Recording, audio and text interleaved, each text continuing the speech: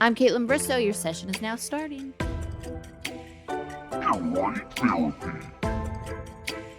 Welcome to the Hey everybody, welcome to Grape Therapy. I'm your host, Kaitlyn Bristowe, and today I have the pleasure of talking to the best bartender of all the beaches. Wells Adams is in the house. We talk about aliens, we talk about cooking, we talk about how chickens lay eggs and that is their period. We also get a really good confession out of Wells. The video footage is what I need to share on social media for you to really paint the picture.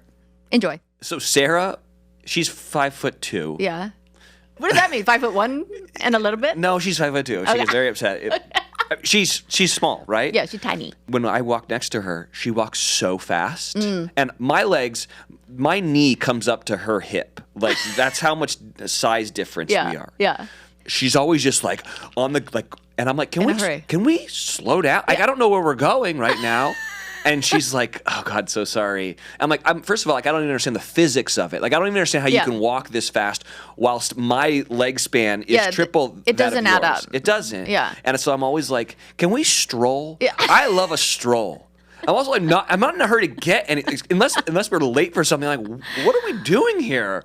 Let's enjoy it. What's my excuse? I grew up in a little small town of Alberta, Canada, and I'm always in a hurry too. I walk and drive like I'm giving birth, like I got to get to the hospital. Like that's how I'm like always in a hurry when I'm not. Are you chronically late to things? Yes. Okay, so I have a theory on this. Okay. Sarah's the same way. I like to think I'm not, but I am. Well, I think a lot of people are always late to things. Yeah. Like if you're on time, you're late? Yes. Okay. 5 minutes early is on time. Okay. And I actually was a little late today. Yeah, I was gonna say. Well, because freaking Coldwater Canyon is ridiculous, but I did drive in at 9:57. Okay. So I was 3 minutes early. Fair. But I think that like people like me who I'm not concerned about being late, I'm like, let's just chill. Like Yeah. I also like to show up places and be like Yeah, I like to be like a bead of sweat dripping and like a little out of breath. some lip sweat. And Sarah is like, I think like you, where it's always like to the really pushing it up to the edge. Yes. And Yes. so she's always in a hurry. Anyways, I don't know. Well, it's a good rant, but this is how much I'm like, I just run out the door. My pants are on backwards. Are they really? Yeah. Oh my God. The Yeah. little- the They tag- totally are. They're all on backwards. I like got in the Uber and I was like, why is my like the front of my pants up so high and it feels uncomfortable? I was like, oh, my pants are on backwards. Nice. And that is where I'm at today. Yeah. Well, welcome. You look great. Thanks. You know what? I'm here physically, mentally I am in hell. Just kidding. It's not that bad. Well, if this is what hell looks like, That's okay? yeah, I can't imagine what like a good day looks like for KB. I think these are helping. These Yeah. definitely are not prescription. Oh, they're not? No, did you see how I put them on and like I went like this? Mm-hmm. Like they were doing something, but really they're just making me feel better about my sausage eyes. Yeah. You were like, you know what I want today? I want people to think I look like Jeffrey Dahmer. So I want I want everyone to know that I might be a murderer. It's Dwight Chic. Like Dwight Schrute? Yeah. Oh, okay. I like that. Dahmer is dark. That's Yeah. but I Those see are what you're Dahmer glasses. Did you say that to me on Instagram? Somebody said that to me on Instagram. No. Oh no, it was Sasha from Dancing with the Stars. He was like, those are like Jeffrey Dahmer glasses. I was like, cool. Yeah. Which I went to Dancing with the Stars last night. I feel like my season, I didn't get an audience. Well, I didn't feel like I didn't get an audience because it was COVID. Yeah. That might have made it easier though. No, I thrive with a crowd. Oh yeah. Like I like performing. Yeah. And a crowd, like the energy. So I was there last night, and I'm like, man, the energy of like it's good. Like I feel like it pumps people up. You can hear when you do something good, everyone cheers. Like it was so good. But anyways, Charity is such a good dancer. Yeah. Like I think she might win. Well, you're probably not watching, are you? No. Sorry. No, it's fine. Contractually, am I supposed to watch every ABC Yes. show? I tell you this, my wife watches it. Does she? Yes, Yeah. she like loves it. Oh, it's such a feel-good show. Yeah, but I'm like, everyone's pretty good. I don't know. Everyone is you know? pretty good. Whereas like Sarah and like you were like dancers as kids, so they're like, oh, Wait, the points. she needs to go on Dancing with the Stars. Yeah. I don't know if we're there yet. Oh, what do you mean? Well, I think that's like maybe. Oh, like she's still. Oh, I get. Yeah, you know, Yeah. I maybe- forget she's like an A-list. They really go for the Z's over there. No, that's not. No, it's. Present company included. No, I Maybe mean, like, you should go on Dancing with the Stars. Wait. yeah, it's been broached, but I'm like, okay, if I did that, I need 6 months of learning how to dance. Which by the way, Sarah could help with that. That's a thing people do on that show. What do you mean? Like they go train before they even go on? I didn't. Yeah, I did my whole life. Wait, I was a dancer. Yeah, what are you talking? And so is Charity. And so is Sarah, grew up as a freaking Broadway kid. I played soccer. I need to learn what the steps are. But look at Joe, grocery store. He was terrible. Joe. And he made it far. That's because everyone loves Joe. Everyone loves Wells. That's true.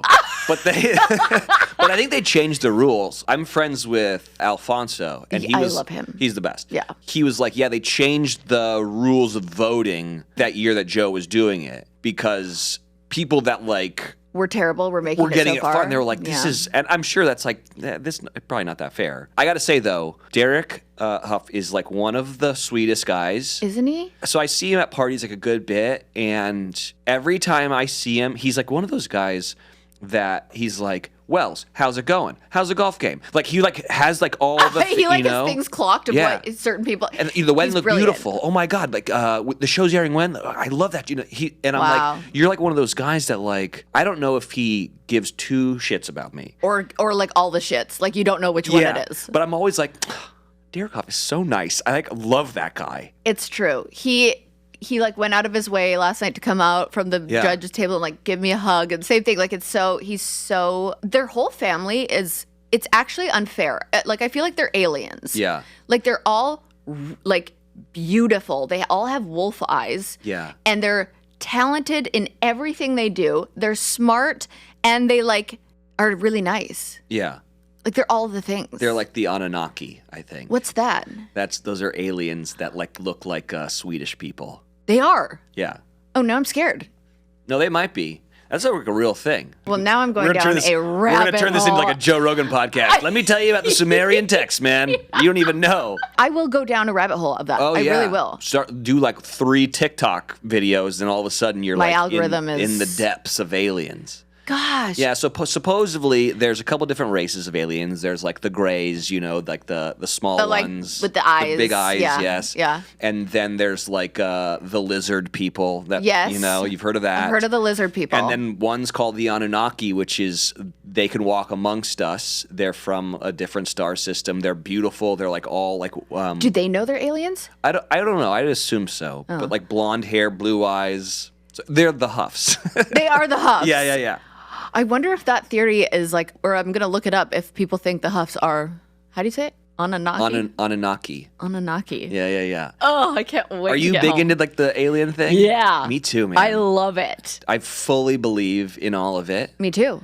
I love that Tom DeLonge from Blink 182 is one of the best alien ologists we have. He is? He's wait until you see some of his. He's got a documentary and a bunch of podcasts. He knows all about it. Oh, okay. Yeah, I'm going to listen to that because at first, the thought of aliens, when it first started becoming this is maybe a real thing, I was so scared. And now I'm leaning full into the alien lifestyle. I want to know them. I want to meet them. Oh, dude, I think that they're here to help. So there's a bunch. Yes, I think so too. There's a bunch of documentaries, and this is a big problem with our national security. I love how this is where this podcast is going. But there's a big problem with our national security because a lot of times UFOs or UAPs, whatever you want to call them, show up around nuclear facilities. Yes. So whether that's a nuclear plant or a place where they shoot off rockets. Yeah. And there's a bunch of footage, a bunch of videos, and a bunch of witness accounts of people shooting off nuclear weapons, just for testing and stuff, or to land nowhere. And that's when UFOs will come in, shoot lasers at them, and then it won't work. Oh, or bless. they'll turn off the nuclear plant or whatever because they're you stupid idiots humans are not ready for this technology. Yeah. You're going to ruin everything. So yeah, I think they're... And then there was this one meltdown of some nuclear power plant. Yeah. And the readings were off the charts with radiation and stuff. No one can get close. It wasn't Chernobyl, but apparently there's a bunch of sightings of UFOs after Chernobyl. But there was this sighting of these UFOs over this one meltdown. And the readings were crazy before they got there. And then afterwards, they did something. They shut some beam down, and the radiation levels were much lower. So I feel they're just here to help. They really bless the aliens. I know, and the Huffs. Bless the aliens and the Houghs. I like that there might have been a council that was brought together, and they're like, okay, you guys, you got to stop the nuclear weapons, and you guys, you got to host Dancing with the Stars. And I wonder if they were like, hold on, I don't want to do the nuclear thing. I want to go do the dancing thing. Yeah, one seems a lot more like difficult than the other. Yeah. That's so funny. I can't wait to find out who else is an alien. Maybe I'm an alien. You could be. I feel like I am sometimes. Yeah. But if you were an alien, would you tell me that you're an alien? No. Yeah, you wouldn't. No. Yeah. I don't. You're sworn to the Yeah. Galactic Federation. Yes. Yeah. Yes, I am. All right, if you know me, you know I am intentional about everything I do. So let me introduce you to some liquid gold, the Clarins Double Serum. Double Serum is one of my favorite Clarins products and anti-aging daily holy grail skincare product. Ever since I started using it, my skin has looked super glowy and hydrated. And it's called the Double Serum because it's 2 serums in one. It's an oil-based serum and a water-based serum, which actually mimic the composition of your skin. I'm even intentional about how I apply it. So instead of just slapping it on and rubbing it around, I start using their lymphatic drainage application techniques, and I am obsessed. Clarins also has Double Serum Eye, a plant-based formula specifically for that delicate skin around your eyes. So it pairs perfectly with the Double Serum. You just apply it right before. I love that the texture is a lightweight gel cream combo, and it makes my eyes look just brighter and hydrated and smoother. It's amazing. Go to clarins.com right now to try this iconic duo and see for yourself. Plus, right now you can get 10% off plus a free welcome gift. Go buy your Double Serum and Double Serum Eye and use code VINE23 at checkout for 10% off and a free 7-piece gift of skincare products. That's VINE23 to get your welcome offer only at clarins.com. Let's talk about the beaches because let's cut all of that. People really, they're like, shut up and get to Bachelor in Paradise, sorry. Everybody. No. Okay, first of all, you were just at a Bachelor. Whose Bachelor party were you at? Whose was I at? Oh, it was my buddy Jim. Jim. You might have met him at my wedding. Was he in your wedding party? No, he wasn't, but he's like one of my childhood friends. So, yeah, not part of Bachelor Nation. So you have friends like BB before Bachelor that you still are like really close with?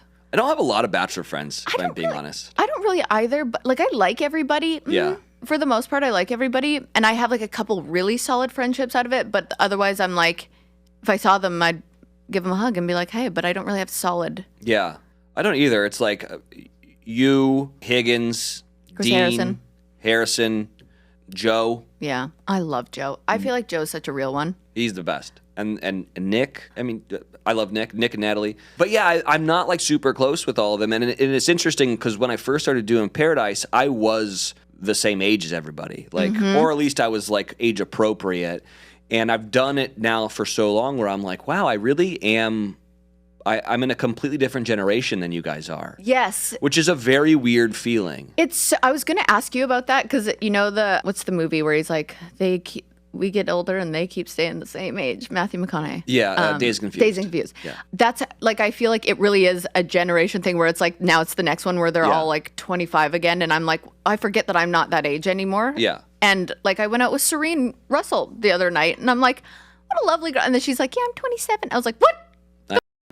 I'm old. And 27's old for like like Paradise this year was completely Gen Z. Really? Completely, except for like Pilot Pete 2.0 was like in his 30s.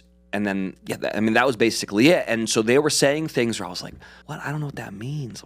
They say like not the millennial, the Gen Z stuff. Yeah, like the Riz and the vibes and the... What's the Riz? Like... You've heard Riz, right? I have not heard Riz. Okay, Riz is like someone is got Riz, they've got swag, and do you want to know? It makes me so frustrated. I hate it so much. It's short for charisma. No! Yes. And when they told me that, like it. I was like, just say charisma. How much time are you saving here? A lot. When people say you all instead of y'all, I'm like, just put it together. Yeah. Riz. Yeah. I kind of like it. But here's the thing, though. You have to say you all or you guys a lot in normal vernacular. You don't say the word charisma a lot. That's true. You know? And charisma is like it's a good word where it's like it deserves its full. Totally. Yeah. But yeah, like it was a lot of stuff like that. Beige flags, green flags, red flags. I mean, that's kind of it. Everyone knows. But I had to do like a whole symposium. I had to learn. Yeah. I was like, okay, so what does that mean? Like, what's going on? You got to keep up with the kids. Well, if you're going to be giving them advice, I know. you better give it with some riz. I don't know how to use it in a sentence. Yeah, I don't either. Interesting. I feel very old while I'm watching because like 25 is young. Yeah. And then when I'm think about myself at 25, I just like could not imagine that being on television. But it is nice because you're like a father figure now. Does that make you feel real old? It totally does. Like and I've always felt of myself as like a young at heart, like cool, hip guy. And something switches really fast where you're like, oh. Yeah, like I got married and now they're like, and now I'm like, oh, I'm like a dad to them. Yeah. But I don't treat them like that. No, you treat them like you're one of them. I'm like, let's get drunk. Let's go. Come on. And people still don't believe that you actually bartend. Oh, everyone wants my job until they come down there and they're like, this noise, dude. It's not. It's a grind. Yeah. It's also like the way that reality works is you film for about 18 hours a day. Okay. So like that gives you a couple hours of sleep. That's crazy. And then so when I film, it's a good 6, 7, 8 hour shift that I'm actually there. And then I'll like be on TV for like 7 seconds. Yeah, yeah. Which is like, whew, I don't know if the juice is worth the squeeze on that one, guys. But it's not only like just the making of the drinks. There's not enough room back there because we have a camera guy and a sound guy and usually a producer's kind of off in the wings, you know? So there's just not a lot of real estate back there, which means there's not a lot of cups. And so I run out of cups constantly. So I'm always like, and this is where I feel like a dad, but I've always been like this, like, bring your cup back. Like, come on, bring it back. Because and spit out the gum. Yeah, exactly. But and if they don't bring their cups back, then I have to go. And so then you never see it. I remember when Alon was doing the show, he was like, I want to do a bit so bad of all the bullshit you have to do that people don't know about. Because I have to wash the cups. Well, first I have to walk around the beach because everyone leaves them everywhere. You know? You have to clean up their cups? Yes, because there's no like, I'm the only bogey in like the Hollywood world. When anytime's walking like behind a shot, you can't have that. You can't have a producer. You can't have like camera guy. So they'll be like, you know, get out of the way or whatever. Yeah. I'm the only bogey that's allowed to be behind everything. So they're like, just go pick it up. So I'm like walking around, like picking up their glasses, and they're all full of sand. And then I have to go wash them. Oh my gosh. And then like when we run out of ice, I have to go get the ice. So it's like I think everyone thought it was like, I make a drink, I pass it, and like, let me give you advice. Everything else is behind the scenes where they're just like washing the cups for you and doing everything, and it's like a prop. Yeah. There is a guy named Jesus who's like the best guy in the world, and he will be like, shout out to Jesus. Yeah, and he's got this really high pitched voice, and he's like, hello, buddy. Oh, what do you want? And I'm like, I love him. And he's the best. I'm like, we need some vodka and we need some tequila, and he's like, okay, buddy, I'll be right back. So he'll go get my my liquor because we have that locked up. Yeah, because these kids can't be trusted. I couldn't be trusted. Yeah, but other than that, it's. But that's that is a long film day. Are you part of production at this point? Like, do you have say in things of? Not really. Oh. I think I have. It's helpful if I kind of understand what's going on. Yeah. You know. Yes, that's what is going on. Who knows? Because I think I'm like a little bit behind, but there's something about a box. Yeah. So we brought out. I know somebody broke it. Yeah, and I have a theory about this. And I think you might actually appreciate my theory on this. I love a theory. I brought out this. We call it the Paradise Truth Box, and effectively it was a vehicle to allow people to say how they really felt about things under the guise of anonymity, right? Like you could say whatever you want and there would be no repercussions. Okay. Kind of like Twitter. Okay. Yeah. Right? Sounds like Twitter. Yeah. So we did it to be like, you guys aren't being honest about like how you really feel about like your own relationships, about like other people that are here, about other people's relationships. And if you're going to get to the point that we're all trying to get to, which is either you decide to get engaged or you leave together or you decide this isn't going to work and then the show ends, if you're not taking those steps, then we can't get to that point in an authentic way for the audience to believe it, right? Like there has to be a little bit of honesty when you come and do that show, right? And my theory is this. All these kids, all these Gen Zers have lived their entire lives curating and producing their own TV show vis-a-vis their social media. And they can curate it exactly how they want it to look, right? But that's not real life. Like filters and, you know, we all do those things of like, social media is not real. No, it's an illusion. Yeah. Yeah. But that's how they have been portraying themselves for very long. So long. So they're very, very shy to be like, I don't want to say that because that might not look good. Right. Right? But it's like, yeah, but it's weirder if you didn't say that. Right. But they don't understand that. Yeah, and so the truth box gave people the... Like permission? Yeah, and the confidence to be like, you know what? Because like one of the things was Kat kind of played Brayden and then like kind of rose hopped to Tanner and like didn't care about Brayden's feelings and wasn't really concerned about like her friend Jess's feelings and all this because Jess kind of liked Tanner. And so I think a lot of people wanted to be like, I think that's kind of messed up. Yeah. But no one wanted to say it until the Paradise Truth Box came out and people were like, yeah, I don't know if Kat's really your friend, Jess. Like stuff like that. Yeah. Or even like there was a relationship that kind of wasn't a thing, but we all could see it, which was Brayden and Rachel. And so everyone was like, I think that Brayden and Rachel should kiss. And like across the board, we had like 10 of them. Yeah. Then it gave them the permission to be like, maybe we should. Yeah. And then Brayden says like a funny thing of like, let's give the people what they want. And then like they become the cutest freaking couple in Paradise. And so sometimes like in the terms of Kat, it's tough, but it's true. Or there is some validity to it. Yeah. And also I think that she probably needs to hear a little bit of it. Yeah. And in terms of Rachel, like that girl deserves a good time. Like yes. Like I'm Team Rachel. I love her. The entire way. So her and Brayden now coming up, like when this comes out, the episode of her going on a date with Brayden will be coming out. So everybody was rooting for, I missed the last one. So everyone's rooting for them to be a couple. They end up kissing and now they're going to go on a date. And can you tease anything of what's to come? Well, when is this coming out? Thursday. Yeah. So, I mean, So you can't spoil it, but you can tease it. What they, like, editing deserves a freaking Emmy. And, like, the fact that, like, they don't win a reality editing Emmy, it blows my mind. Yeah. But there's a funny juxtaposition between that date, Brayden and Rachel go on a date. Yeah. And then like something else happens and like the cross cut between like what's happening and what's happening back at home like is so very funny. Really? It's like chef's kiss. The last episode kind of ends with these two guys, Sean and Aaron S., just having no chance of getting a rose. Yeah. Like, and so it's a rose ceremony and so they're like praying to like the paradise gods for something to happen. Yeah. And you kind of see lo and behold like it looks like ladies' feet coming down. Yeah. Who's the mystery guest? I'm not sure if I'm allowed to say that, but she's like a total curveball. Really? It's not somebody that like anybody knows or anyone's familiar with. Oh. And so that's kind of fun too. And I want to tune in. I know, yeah. And she kind of mixes it up.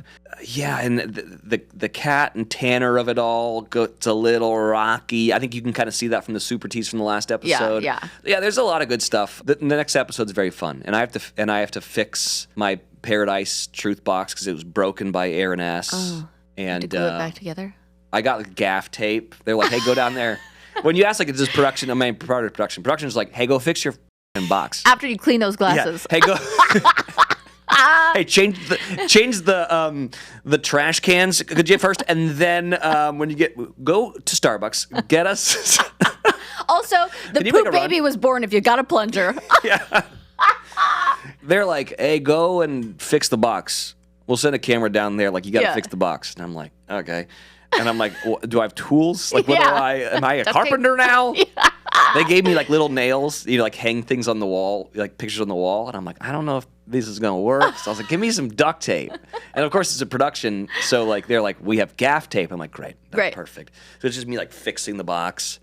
And like my one piece of like comedy in the show is this new woman comes down and she's like, so what is this? And I'm like, it's a Paradise Truth Box, but it was broken last night. And she goes, well, it's a really, really pretty box. And so I go, and she just was looking at me like, what? I'm like, You're like, say the joke. There's a joke to be made here. Do it. And she's like, what? And I goes, that's what he said. And I'm like, I would have got that. You would have teed me up and I would have. Absolutely. Yeah, okay. And who is this new girl? Yeah. She's clearly Gen Z. She doesn't understand comedy. Yeah. And then I was watching it because I get it like, the day beforehand so I can do the interviews like this. And I was watching it and I go, oh my God, I'm Michael Scott. Like that's what I've been produced to. We need that. I guess everyone does, but everyone needs a Michael Dwight, Scott. You are Dwight. And you're Michael Scott. Michael! I love love it. I love that though, because you probably have so many gems that don't get aired. Yeah. But I will say, remember years ago, you were not getting the screen time that you deserved. I feel like we're seeing more Wells, and it's really because not enough, of course, but never enough. never enough.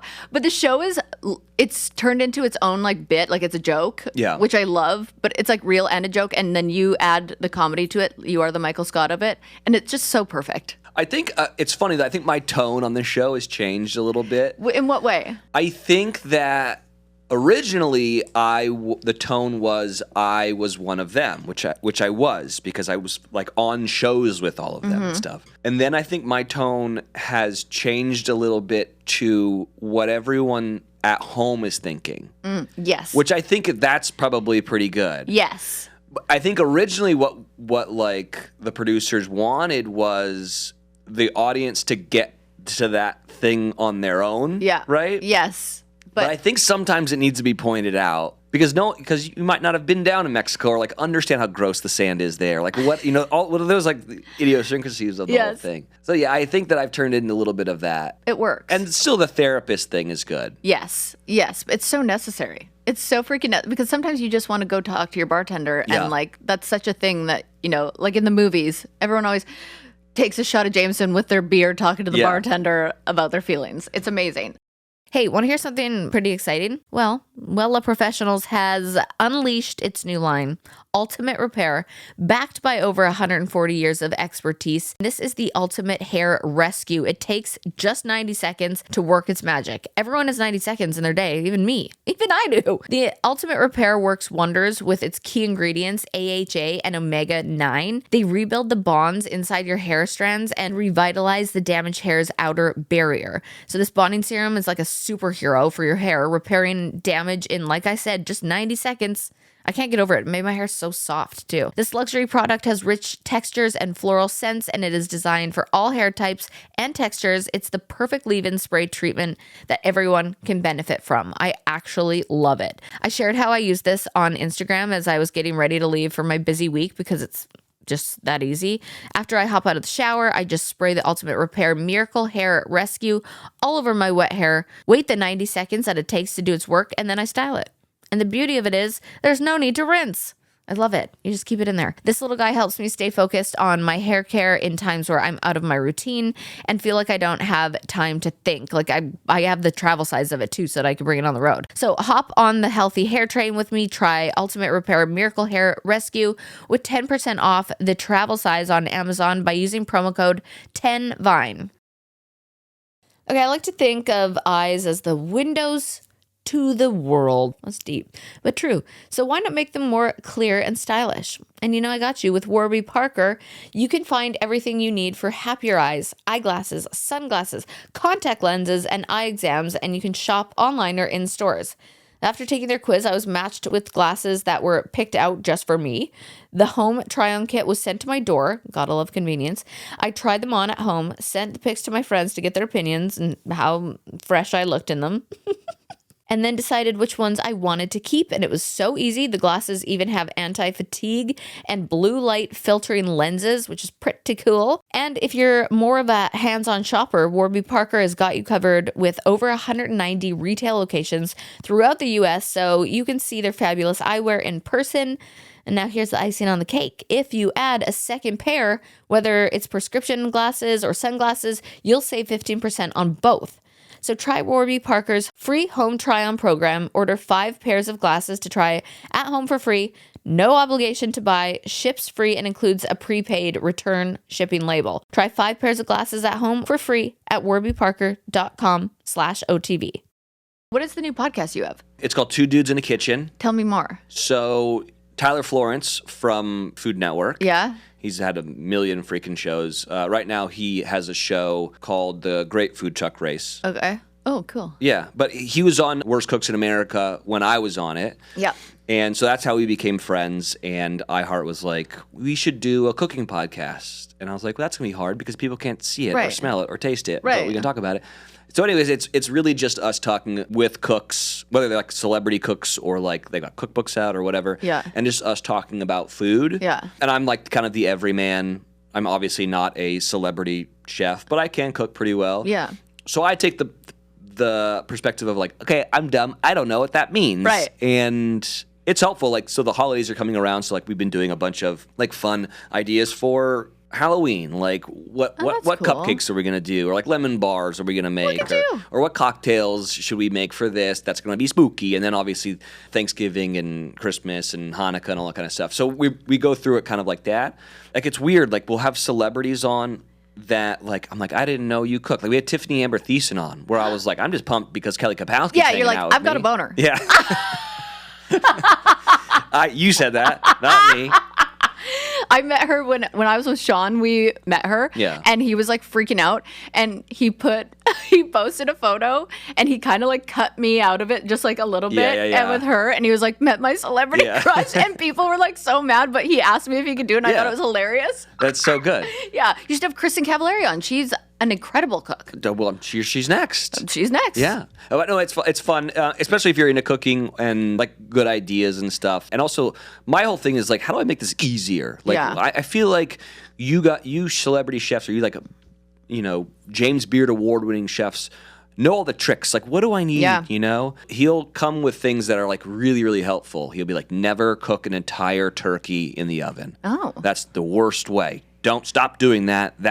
And he'll like tell you the science of why it doesn't work and why it's always dry. Oh, that's cool. And he'll be like, spatchcock it. It's the easiest way to do it. What is that? That's when you cut the spine out. Sick. And you lay it flat. Yeah. And then it cooks really evenly. Oh, like a butterfly. Exactly. Oh. Like a butterfly. Oh my God. I have to separate. I used to not eat meat. I didn't eat meat for like 5 years. Really? Yeah. That's good. And then I went back, and now I really have to separate my brain from like the fact that ribs are still in rib form on your plate like makes me want to vomit, but they taste delicious. I know. And then like chicken, like, I just had to cut the spine and like, and then there's skin. Yeah. Skin. But the skin's the best part. Sick. Kind of it's like it's crispy and it's fatty and it is delicious. It is so delicious. But how gross are we? We're terrible. And then like Do you think the Anunnaki are doing this? Absolutely not. No chance. They're probably like swooping in when we go to, and that's why we get salmonella. Yeah. Because they're protecting us. Yeah.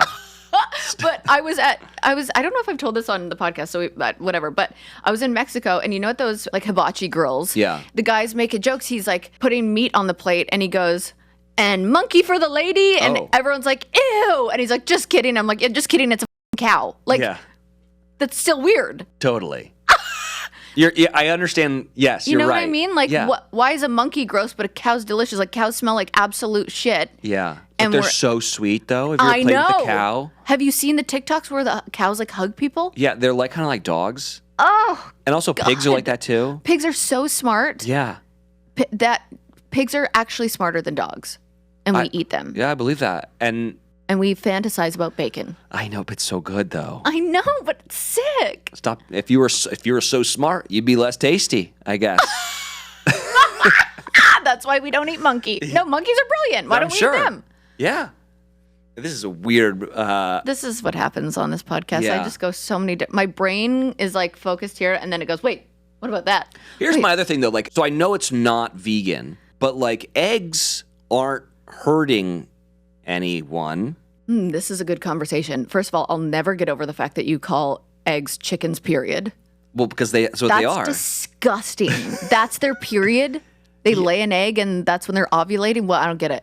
Yeah, so my dad's a gynecologist, so I know way too much. Your dad's a gynecologist? Yeah. Can't wait to dive into that. Okay. So he knows the theory behind an egg being a period? Well, you understand what a period is, right? Yes, of course. So, yeah, it's an unused, unfertilized egg, and it's being sloughed off the inner lining of your uterus, and you expel it, and that's why you bleed for a couple days, right? Tell me your dad's a gynecologist without telling me your dad's a gynecologist. I've got two sisters, too. Yeah, okay, that makes sense. All a chicken egg is an unfertilized egg that they have to release. They can't keep keeping those eggs inside of them, much like you.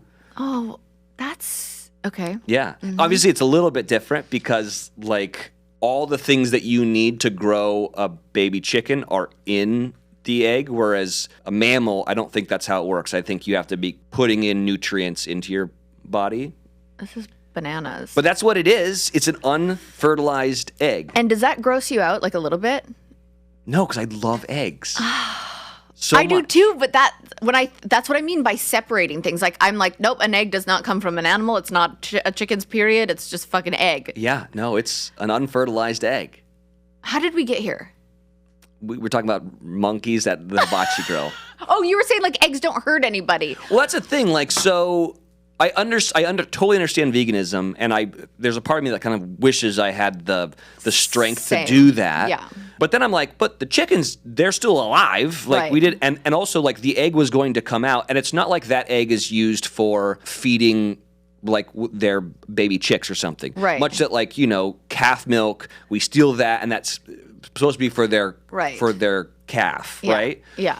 Where I'm like, but that was just going to be left there anyways, and like a fox was going to come around. Yeah, might as well fry it up. Yeah, and like there's also a little bit of a transaction here. I'm feeding these chickens, right? Like they don't have to worry about food ever, and they have a house to live in, and I've fenced it off so the foxes don't come eat them. So we have like a little bit of agreement here that like I'll take care of you if I can have these eggs that I don't know what you're going to do with them. They're just going to go bad anyways. Yeah.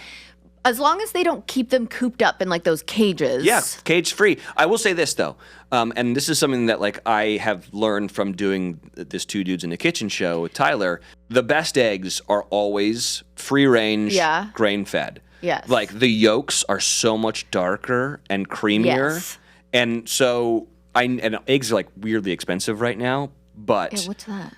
But I agree with you. Like, I don't like chickens being like cooped up like that. Yeah. Like, that doesn't seem right. Yeah. And it's so funny because the product is so much better if you do like let them like run around and do their thing. Because they're probably happier, and then that gives us better eggs. I'll never forget a guy that I dated when I was like 23.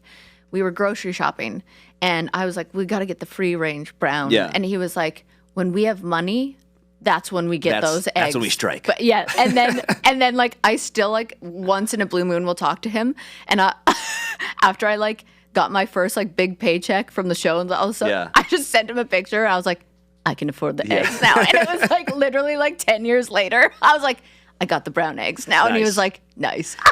Nice to see you're doing so well. Yeah, that was like how I measured my success. Yeah. And now I think about it all the time. And I feel like you'd probably do this too. Everyone does this where I'm like, I will blow money on Postmates like nobody's business. My God. But then I'm in the grocery store and I'm looking at the chicken breasts, and it's like, if it's like 5 cents less, I'm like going for that one. Oh, yeah.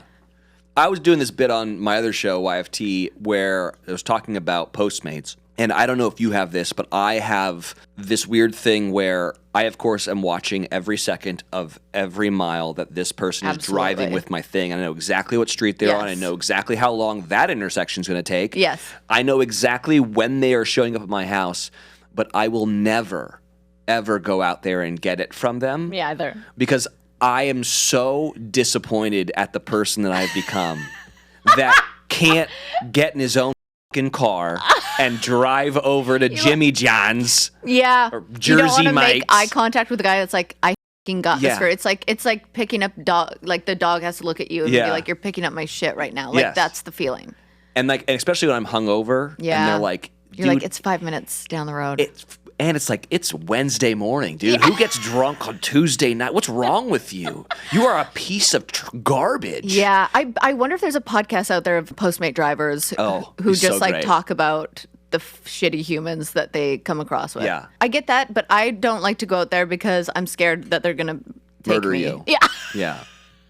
That's where I get scared. Yeah, no, that's not me. Mine's purely like I have no shame in my Postmates game. I've literally, one time I ordered coffee at a hotel. It was in the hotel. And I Postmated the coffee from in the hotel for them to bring it up to me. Wow. I didn't realize it. I didn't realize that it was actually in the hotel, but I was like, now that's embarrassing. Yeah. Mine's only when I'm hungover. And so if you look at my Postmates history, it's just Jersey Mike's, Jersey Mike's, Jersey Mike's, Jersey Mike's, Jersey Mike's. Is superior. And I have like the same thing I get. It's like my hangover cure. It's the Italian. And then I add like way too much stuff to it. Yeah.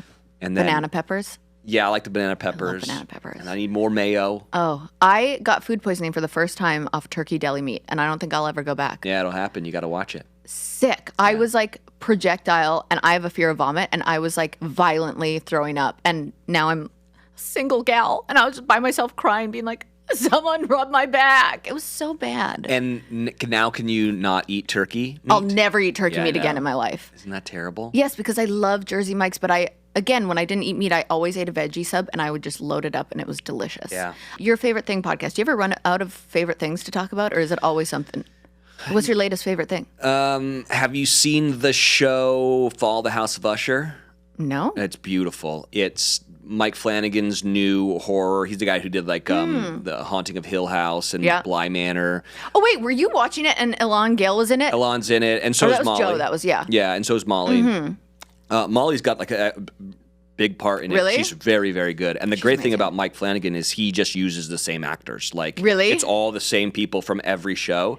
So I'm like, Molly's going to get like 17 more gigs because of this. Oh, nice. Which is awesome. Yeah. For context, Elan Gale is a producer from The Bachelor, and his fiancée is Molly, who was on a show called Castle, and she's lovely and whatever. So lovely. That show we finished last night, so good. And Really? It's all predicated around, were you a big like Edgar Allan Poe kid? I don't even know what that means. Okay, so he was...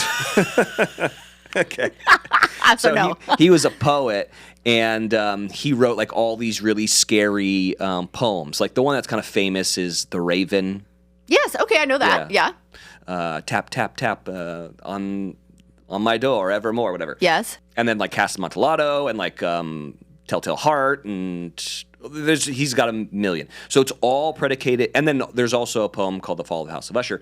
And so it's all his poems kind of congealed into each episode. Yeah. It's really beautifully done. It's so good. It's not like Haunting of Hill House was like scary. Yeah. Like there were ghosts you'd see all the time. This one's more like gory scary. Oh, see, I like scary. I don't like gory scary. Yeah. And watch it. It's so good. So that is my favorite thing. Yet I'm like falling asleep to like Grey's Anatomy, or they're like cutting people open. Yeah, I'm like, I love it. Okay.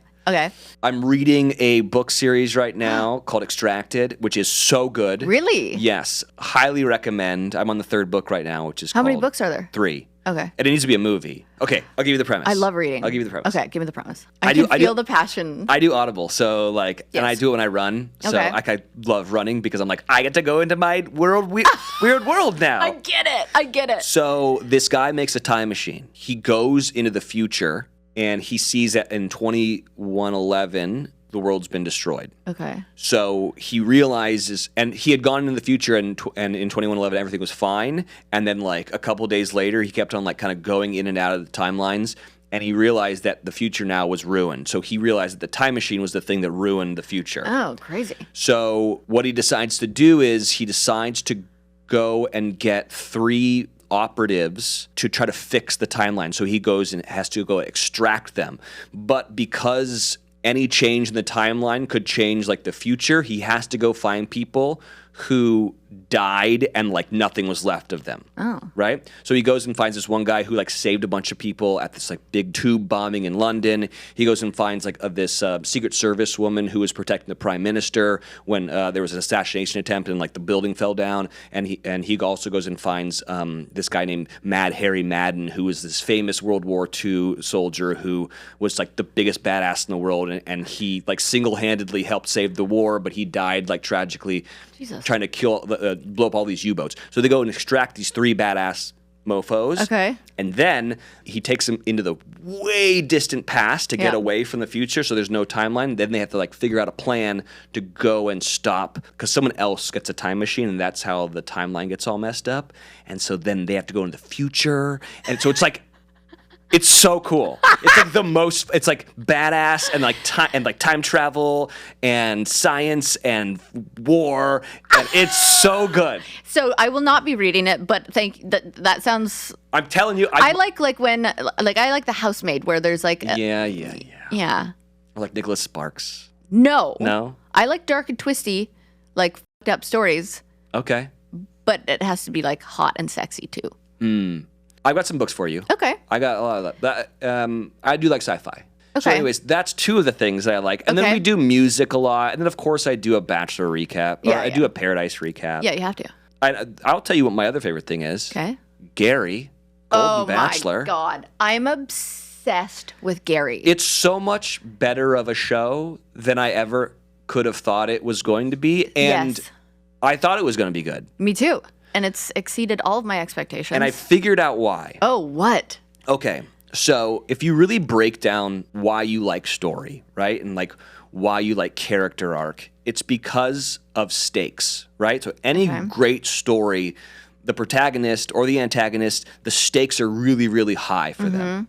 And one of the hard things I think for the Bachelor producers to do in The Bachelor and The Bachelorette, and even in Bachelor in Paradise, is to have compelling story for people who are personal trainers who are 24. Like, they haven't lived any life to be like, man, the stakes for you are crazy high. Yeah. That's why everyone loved Michael, because his wife had passed away and he was a single dad. And, you know, like, there was stakes for him. So we all grabbed onto it. And it's really hard to do that. And albeit, like, the producers and the editors are able to do it, and also the casting directors are able to find people that do have great story. But intrinsically, if you're a 25-year-old person, you really haven't had anything terrible happen to you that makes you be like, I'm really rooting for this person. Yeah. Now, flash forward to Golden Bachelor. The stakes for them are so high. One, it might be their last opportunity at love. Yeah. Which for a 25-year-old personal trainer, it's not even your last opportunity at love this week. Yeah, probably, right. You know? Yeah. Yes. That's such a good point. And they've got husbands who have died or wives who have died. You know, like, they're retired now. Like, they have so much life to tell you about where you're like, oh, like, You're rooting for everyone. I'm rooting for everyone, except for that one lady who's kind of mean. Yeah, she's... But I love that because... Is it Kathy? Is it Kathy? Yeah. Zip it. Zip it. Which is so great. Like, and I was like, maybe just... I almost wanted to be like, I hope it doesn't go down that route of, like, meanness. I know. Because I think that's also what's so special about it is they're all, like, in a place in their life where they, like, know who they are and they're, like, rooting for each other to be happy. Yeah. But they got to have a little Kathy in there every once in a while. Well, and also, that's not real. Like, it would be inauthentic if there wasn't someone who was kind of a catty older lady. Like, we came up with a term called Karens to, like... Not to say that that's what she is, but, like, it would be weird if there wasn't one there. Yes, I love that her name's Kathy. Yeah. I love it. It's all just so perfect. But Gary's just, like, so pure. Yeah. Like, he's just so pure, and he cares so much, and, like, he cares so much about everybody's feelings, and they all just, like, see him for who, and they're all at a point, too, where they don't want the boy, like, they don't want they want a Gary. Yeah. And he is just a freaking angel. He's really, really thoughtful. So thoughtful. And, like, you know, who knows how much of that is like, hey, you should give her this thing or whatever. Of course. But I think that that's who he is. I think that he's, like, you could tell with that whole Kathy and whatever the other girl's name, I don't remember their name. I don't either. You could tell he figured out who was the bad guy and who was the good guy immediately. But when you watch The Bachelor or The Bachelorette, a lot of times they're like, I don't know who to believe here. Yeah. But that's like a guy who's, like, lived life and, like, can be like, I could see right through it. Yeah, this is right here. And I love that, too. I know. It's all so perfect. When I was talking to one of the producers when I was there for the date, they were like, you have no idea how incredible the show is going to be. Like, I think this is really going to, I think people are going to, like, it's almost a feel-good show, which you're so used to watching, like, a shit show. Yeah. Where this is, like, a feel-good, like you said, rooting for everybody to, like, be happy. Nobody's there for Instagram followers. No. They're really there for love again. And it's like, we're back to the old school. I know. And it's so funny because I think that the audience got a little disenfranchised with there's ulterior motives here, and that's why the cliche of, like, not here for the right reasons became such a hallmark in the show. Yes. And yeah, so I love that we've gone back to what the show originally was. Yes. It's like comfort food for Bachelor fans, like where you're like, oh, I believe in love again. Yeah, exactly. On television. And I do like that. There was a woman named Joan who had to leave because their daughter was having a kid. And first of all, she was gorgeous. Gorgeous. And he really liked her. Yeah, too. He started crying out. Yeah. Like, and it's funny because if it was on The Bachelor, The Bachelorette, like the girls on The Bachelor or The Bachelor would be like, she's trying to get more time with him. Like, screw her. Yeah. But Except they all just start crying for her. They're always like, oh my God. Are you sure you want to leave? You have such a beautiful connection. Yeah, I know, but, like, your daughter, like, I understand she's not doing well. And he's, like, crying out there. But I was like, she needs to be I texted Bennett. I was like, I don't ask for much, but like make her the Bachelorette, please. Yeah. The Golden Bachelorette. Like she's gorgeous. She's got great story, you know. I got to meet this daughter. Yes. And I got to know what happened with the kid. I literally found her on Instagram and DM'd her and was like, is everything okay? Is it? Yes, she said everything's good. So, and that's so funny is that becomes, you're so drawn into the story. Yeah. And they're not even on the show anymore. Yeah. But I so badly want, for my career, but also for like everyone else, I think it would be so fun to do a Paradise? Golden Bachelor in Paradise. Oh my gosh. And I've got a blueprint of how it needs to look. Tell me. Okay. It needs to take place in like Florida or I was gonna say, Scottsdale yes. or Palm Springs, Yes. somewhere where it's so hot Mm-hmm. that no one's having fun. Yeah. And Okay? in a retired community, of course. Yeah. Yes. Everyone needs to go everywhere in golf carts. Mm-hmm. Like Yes. you're showing up to the house in a golf cart. Yeah. You're going on dates. Have you ever been to like Palm Springs where some people have like a Cadillac golf cart or like a Porsche? My parents. Amazing. And you're Yeah. like, first of all, how did you get that? Second of Yeah. all, is this like legal? Like I don't know what this is, but I want that. My stepdad has like rims on his. Like, Yeah. Oh yeah. Tassels, lighting effects. I want for those golf carts. If you have to leave in the golf cart. Yes. I think that's hilarious. Yes. And what I think is so funny is like you're gonna have to see the driver because there's only 2 seats, right? So it's like He's just awkwardly like. But it's what a funny bit that is. Like who can that be? Like like Trent the luggage guy. You can do I it, yes. be the And you're just like golf cart girl? Are you doing okay? Oh my God, I like comfort them on the bumpy Yes. ride back. What a dream job. Do you want to stop and get a water? Yeah. That's such a fun bit right there. It is. Like you're doing their exit interview with them. Like and then just have like 3 GoPros on the thing. Like I can Yes. see it. And then like dates need to happen at shuffleboard courts. Groups. There was pickleball already, which is Of course, yeah, amazing. we did that. But we Yeah. can do it again. Like a group date needs to happen at bingo, and like whoever wins at bingo like gets more time with They're somebody. not 90 in a home. But you got to lean into it. I get think. it. I get it. Like I think that every like night date that you go on, Yeah. needs to happen during the day, like at Yes. 4:30. Yes. Like it's like dusk or whatever. Didn't they kind of do that on this show? Like I felt like the cocktail ceremonies were like it was still kind of light out. Because Yeah. I asked them too. I was like, "How is this working? Like, are these women tired?" And it was Deb, and she goes, "Oh, they go to bed at like 10." Yeah. I'm like, amazing. They're like know. up at the crack of dawn. They go to bed at 10. They're like, oh, puzzles. Like I'm sure they're into puzzles. I'm into puzzles. Crossword games. Yeah. Yeah, that's It's old shit. I'm sure like they got Fox News on somewhere. They're like, I gotta know. Yes, they got their leisure suits for Sunday, like their Sunday leisure suits. That's amazing. They really do. Do you think they will do it? With the success of the show, it would be it makes sense to try it, right? That's what I said. So TMZ was at the airport yesterday for AJ from the Backstreet Boys, but because I know him because he was on Dancing with the Stars with me, then they were like, oh, well, who's that? So then they were like, oh, she's from the Bachelor world. So the one guy came up to me and he's like, hey, can we talk about Gary? And I was like, yes. I would thought, because I'm like, God, what are you going to bring up now? Last time they were there, they're like, hey, I heard you're bisexual. Are you going to date a woman next? I was like, holy shit, where did you come from? And so he was like talking about Gary. And that's what he said. He was like, do you think they'll do a Golden Bachelor in Paradise? I was like, because the show is doing so well, I think they'll see the ratings and be like, oh, yes, okay. Have to do Paradise. Yeah, it makes sense, and I think it would be good, and it would be really, really fun. What I love about Paradise is it opens up as a comedy, right? Like the opening credits is like a joke. Yeah. So you kind of know what you're getting into, Yeah. whereas like The Bachelor and The Bachelorette are very serious. Like it's a journey to find love. Totally. Albeit there are funny moments, but like we really lean into like the comedy of being at a singles retreat that we're filming, right? Yeah. And I think that would be so much fun because I think that just seeing all these ladies are so funny. Yeah. Just naturally, intrinsically, and don't give up. Like No, they don't give. I love it. They were doing that. They were doing a like Never Have I Ever with ice cream, Yeah. And like if you've done this, then like you take a scoop of ice cream, right? Yeah. And like one of them was like, have you ever had a sexual relationship with a woman? One was like, yep. Yeah. And Kris Jenner. yes, exactly. Yeah. And then, like one was like, have you ever had sex in the back of a car? And like, it was so funny because they just don't, once you get to a certain age, I think you stop giving up.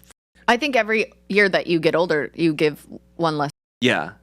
or a few. Yeah, I think Seinfeld's got a bit of like, it's always terrifying when old people get behind the car, especially when they're backing up, because they don't look backwards. They're just like, put it into reverse and just hit the gas, and it's like, I made it this far, let's see if you can. And I think that's how they are. That's true. true. I think that show would be so irreverent, and it would be so funny because it would be like, it's hot. Yeah. Like the complaining that like anytime you go on vacation with your grandparents or your parents and like what they complain about, you're like, okay. It would be so comforting. You would feel like they're like your elder, you know? Yeah. You respect your elders. I feel like that's how I feel about them. Yeah. You know who must be tired is Jesse Palmer. For all the work he's doing? Yes. Yeah. Because I don't know if you know like how crazy his schedule is. I mean, he's doing all the football stuff and then all the Bachelor stuff. Like, he probably doesn't get an hour off. I know, and his wife's like pregnant right now. If I was his wife, I'd be like, "What do you can take a knee?" Let's yeah, exactly. Good football reference there. Thank you. But like, it's like for him to do college football Saturday, yeah, because he does the SEC network. Is you have to fly there, so he'll like fly on Thursday, do his prep, do whatever, and then like fly back, and then fly out here for like one taping of like pickleball, and then fly back to Bristol, and then go to Miami. Like he's just always on a plane. It's crazy too because he looks great and he's always just so pleasant. And I'm like, I would be such a grumpy little bitch if I had his schedule. Yeah. Like he is constantly going. Like if he has an hour off, he's probably sleeping. Yeah. But he also is a quarterback at heart. Like, yes, he's a host now and all this stuff, but like he still is that quarterback. It's funny because I've been with him like kind of backstage, and it's like I'm pretty good at absorbing lines or absorbing dialogue and then kind of delivering. He is got that quarterback brain where you can give him like 3 sides and he can go out, hit his mark, do it one time because he's so used to like whatever it is, hot route, doing everything in the huddle. Yeah. He's so good at it. He is super sweet. I will give you some like one of my favorite things about Jesse. Okay, tell me. He is bougie as. Is he? Yes. And I love it. Yeah, and like he deserves to be now at this point. Totally. Right? Yeah. But like in Mexico, we went out with him one night and we got plastered this night. Fun. Sarah and I did at least. I think Jesse did too. But Canadians can put them back. Yeah. Yeah. He was like, I found the best restaurant in town and took us to the finest restaurant in town. It was really, really good. It was an Italian place. We drank like the nicest bottles of wine. We do a thing in a later episode where he gets to kind of drink with me. Oh, fun. And so they're like, what do you want to drink? And I'm like, vodka, soda, whatever, a beer, whatever. And he's like, I'll do the 1942 if you have it. And I was like, do they have it? Yeah, do they? And he's like, they have it, don't worry. And I was like, he's like, I made sure. He goes, I only drink really good tequila. And I was like, God bless you. I love it. They didn't tell me about the 1942 being here. Now you just got to know you can request it. Absolutely. That's so funny. That makes sense. I hope to get to that point in life where I deserve to be bougie. Yeah. I have gotten to the point in my life where I've gotten too old to eat something or drink something that I don't like. Yes. Does that ever happen to you where like you'll get a bad drink and you'll be like, I'll just, because you want to be nice, like, I'll just drink it. It's fine. Yes. Because you'll tell the entire table like, oh, I don't like this. Yes. I refuse to send anything back. Yeah. And when that happens and I'm at table, I'm like, you're 39 years old. Yeah. Just order another drink. Another drink. Yeah. What are we doing here? Yeah. Why are you wasting your time on something you already know you don't like? This is a lesson I just learned. Yeah. I took a Southwest flight the other day. And I was like, oh, this is why I don't do it. I deserve to fly Delta. Yeah. I am a bougie traveler and I like first class. Mm-hmm. And I was going to F1 and I'm like, I was doing a brand deal with Celsius. Yeah. I was going, anyway, I'm making money. And I was like, ooh, that Delta flight is pretty expensive. Yeah. And then I was like, and there wasn't a direct, so I went to Southwest. Well, I'm standing in the damn lineup. Mm-hmm. In the cattle call. And in the cattle call, and 2 girls start screaming. Yeah. And they go, are you from The Bachelorette? And I was like, And I don't feel like people in the Delta line would do that. They took a picture of me sleeping. Oh, nice. That's always good. And I'm like, you know what? Southwest. Yeah. Not for me. It feels like the system always fails me and something happens. And people are going to be like, you are a spoiled little bitch. But truly, I can be because I travel a lot and I want to be comfortable. You should be. Yeah. Yeah. but then I will find the cheaper chicken. Yeah. So it all balances out. Okay, I also heard that you have a confession for me. Oh, I got a good one. I love this part of the pod. Okay, so Sarah was in Fiji filming Love Island. Yeah. So I was at home alone. Yeah. And I have footage for you because I did this whole thing on my show. So if you want it, you can have it. Definitely want the footage. So I'm at home by myself, and I'm sitting on the couch. I realize I need to go use the restroom, so I get up and I leave, and I go upstairs, and I go to the bathroom, and all of a sudden I get a text message from my beautiful wife. Yes. So in our house, we have cameras everywhere. So it's mainly for the dog, but like also if we get robbed or something. And so what she would do in Fiji is that she would look at the cameras to see what I was doing, to see if like it was a good time to like talk to me or FaceTime me. And she also was like wanting to see the dog, right? Yeah. So she calls me and she goes, "What the are you doing right now?" And I go, "What do you mean, what am I doing?" And she goes, "What are you doing right now?" And I go, "Well, I just went to the bathroom. I'm putting on my workout shorts. I'm about to go on a run." And she goes, "What were you doing downstairs a second ago?" And I was like, "What?" And she goes, "Were you taking a dick pic?"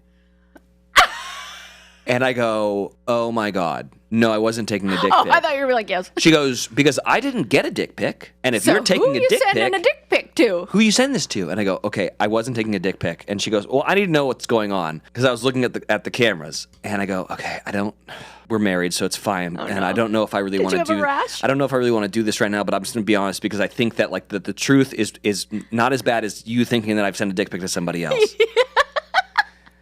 So I go, "Listen, I farted, and I wasn't sure if I shit myself. So I got up, and I was wearing like sweats, and I went like this. And I'm holding my phone, obviously, right? So I went like this to look to see if I'd shit myself.